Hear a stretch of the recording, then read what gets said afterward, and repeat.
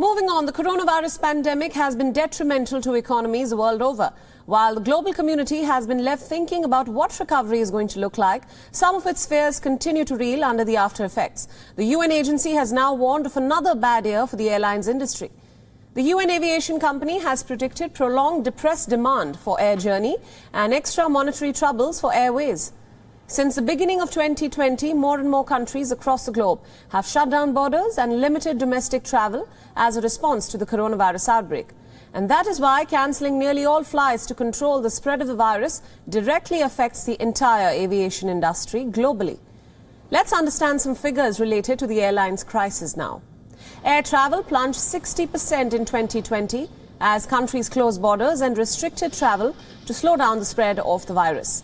As passenger numbers dropped 92% from 2019 levels, bringing the air travel to a virtual standstill. With just 1.8 billion passengers taking to the air during the first year of the pandemic, compared to the 4.5 billion that was recorded in 2019, airline losses reached $370 billion US.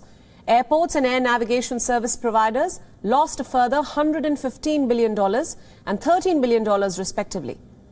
The pandemic has also affected the liquidity strains and the financial viability of the aviation industry, threatening millions of jobs around the world. The situation has been devastating for tourism too, given that half of international holiday makers used air travel in the past. A recovery and return to pre-pandemic levels now hinges on the successful rollout of the vaccines, which has begun. However, the second wave of infections and subsequent lockdowns and restrictions have prompted a further drop in the last 4 months of the year.